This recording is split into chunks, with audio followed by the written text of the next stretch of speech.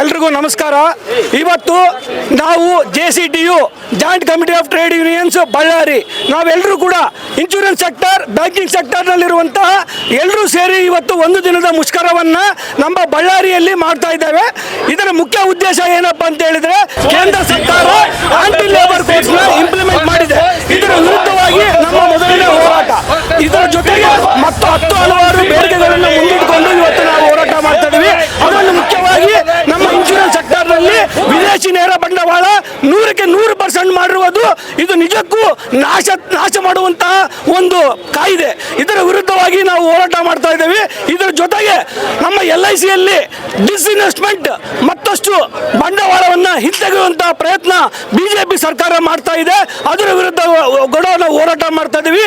ಇದರ ಜೊತೆಗೆ ನಮ್ಮ LICನಲ್ಲಿ ರಿಕ್ರೂಟ್ಮೆಂಟ್ ನೇಮಕಾತಿ ಈ ಕೂಡಲೇ ಆಗಬೇಕು ಅಂತೇಳಿ ಕೂಡ ಒತ್ತಾಯವನ್ನು ಮಾಡ್ತಾ ಇವತ್ತು ನಮ್ಮ insurance sector all India insurance employees ಅಸೋಸಿಯೇಷನ್ನ ಎಲ್ಲ ಸಂಗಾತಿಗಳು ಇವತ್ತು ದೇಶಾದ್ಯಂತ 2048 ಶಾಖೆಗಳಲ್ಲಿ ಇವತ್ತು ಒಂದು ದಿನದ ಮುಷ್ಕರವನ್ನು ಯಶಸ್ವಿ ಮಾಡಬೇಕಂತೇಳಿ ಪಣ ತೊಟ್ಟು ಇವತ್ತು ನಾವು ಬೀದಿ ಬಂದಿದ್ದೀವಿ.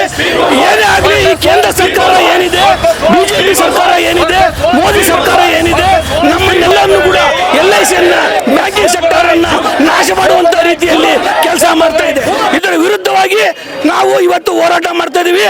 ಮತ್ತೆ ಮುಂದಿನ ದಿನಗಳಲ್ಲಿ ನಾವು ಕೇಂದ್ರ ಸರ್ಕಾರಕ್ಕೆ ಎಚ್ಚರಿಕೆಯನ್ನು ಕೊಡ್ತಾ ಇದ್ದೇವೆ. ಇದೇ ರೀತಿ ನಿಮ್ಮ ನೀತಿಗಳನ್ನ ನಾಶ ಮಾಡುವಂತ ನೀತಿಗಳನ್ನ ಮುಂದುವರಿಸಿಕೊಂಡು ಹೋದ್ರೆ ನಾವು ನಮ್ಮ ಹೋರಾಟಗಳನ್ನು ಕೂಡ ಮತ್ತಷ್ಟು ಉಗ್ರವಾಗಿ ನಾವು ಮಾಡ್ತೀವಿ ಅಂತೇಳಿ ಈ ಸಂದರ್ಭದಲ್ಲಿ ನಾನು ಹೇಳಲಿಕ್ಕೆ ಇಷ್ಟಪಡ್ತೇನೆ. ಅಖಿಲ ಭಾರತ ಮಟ್ಟದಲ್ಲಿ ಇವತ್ತು ದೇಶಾದ್ಯಂತ ಹೊಸ ಲೇಬರ್ ಪಾಲಿಸಿಯನ್ನ ಇವತ್ತು ಸರ್ಕಾರ ತಗೊಂಡ್ಬರ್ತಾ ಇದೆ. ಇದರ ವಿರುದ್ಧವಾಗಿ ಈ ಬೇಡಿಕೆಗಳನ್ನು ನಾವು ಪರಿಗಣಿಸಲು ಮಾಡೋದಿಲ್ಲ. ದೇಶದ ಪ್ರತಿಯೊಬ್ಬ ಶ್ರಮಿಕರ, ಬಡವರ ಮತ್ತೆ ಕಾರ್ಮಿಕ ವರ್ಗದವರ ಬೆವರ ಹನಿನ ಫಲವಾಗಿ ಇವತ್ತು ದೇಶದ ಆರ್ಥಿಕವಾಗಿ ಸದೃಢವಾಗಿ ಬೆಳಲಿಕ್ಕೆ ಎಲ್ಲರೂ ಒಂದು ಇದರಲ್ಲಿ ರೈತರಾಗಿರ್ಬೋದು, ಬ್ಯಾಂಕ್ ನೌಕರರಾಗಿರ್ಬೋದು, ಇನ್ನಿತರ ಅನೇಕ ವರ್ಗದ ಕಾರ್ಮಿಕರ ಒಂದು ಶ್ರಮದಿಂದ ನಾವೆಲ್ಲರೂ ಇವತ್ತು ಮುನ್ನುಗ್ತಾ ಇದ್ದೀವಿ. ಇಂಥ ಒಂದು ದೇಶದಲ್ಲಿ ಕಾನೂನಲ್ಲಿ ಏನಾಗ್ತಾ ಇದೆ, ನೌಕರರಿಗೆ ಬೇಕಿರ್ತಕ್ಕಂಥ ಕಾನೂನುಗಳನ್ನ ಬಲಪಡಿಸದೆ ವೀಕ್ ಮಾಡ್ತಾ ಈಗಿರ್ತಕ್ಕಂಥ ಹೊಸ ಪಾಲಿಸಿಗಳನ್ನ ತಗೊಂಡು ಬರ್ತಾ ಇದೆ.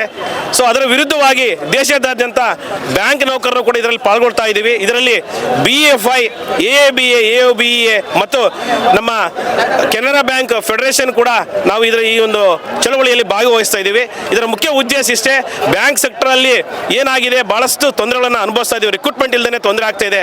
ಆಮೇಲೆ ಕ್ಯಾಶುವಲ್ ಕಾಂಟ್ರಾಕ್ಟ್ ವರ್ಕರ್ಸ್ನ ಬಿಟ್ಬಿಟ್ಟು ಪರ್ಮನೆಂಟ್ ವರ್ಕರ್ಸ್ನ ತಗೋಬೇಕಂತ ಹೇಳ್ಬಿಟ್ಟು ನಾವು ಕೇಳ್ತಾ ಇದ್ದೀವಿ. ಕ್ಲರಿಕಲ್ ಕೇಡರ್ಸ್ನ ಪರ್ಮನೆಂಟ್ ಎಂಪ್ಲಾಯೀಸ್ನ ಮತ್ತೆ ರಿಕ್ರೂಟ್ಮೆಂಟ್ ಮಾಡ್ಬೇಕಂತ ಹೇಳ್ಬಿಟ್ಟು ಕೇಳ್ಕೊತಾ ಇದ್ದೀವಿ.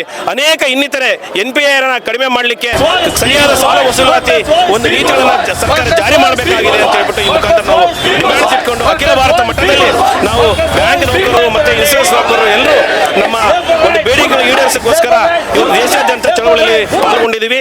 ಮತ್ತೆ ಹಾಗೇನೆ ಸರಿಸುಮಾರು 30 ಕೋಟಿ ಜನ ದೇಶಾದ್ಯಂತ ಮುಷ್ಕರದಲ್ಲಿ ಪಾಲ್ಗೊಳ್ತಾ ಇದ್ದಾರೆ. ಅದರ ಭಾಗವಾಗಿ ಬ್ಯಾಂಕ್ ನೌಕರರು ಸಹ ಇದ್ದಾರೆ. ಮತ್ತೆ ಇನ್ನಿತರೆ ವರ್ಲ್ಡ್ ಟ್ರೇಡ್ ಯೂನಿಯನ್ ಕೂಡ ನಮಗೆ ಸಪೋರ್ಟ್ ಬೆಂಬಲವಾಗಿ ನಿಂತ್ಕೊಂಡಿದ್ದಾರೆ. ಸೊ ಅವರಿಗೂ ಕೂಡ ನಾವು ಈ ಮುಖಾಂತರ ಧನ್ಯವಾದಗಳನ್ನು ಹೇಳ್ತಾ ಇದ್ದೀವಿ.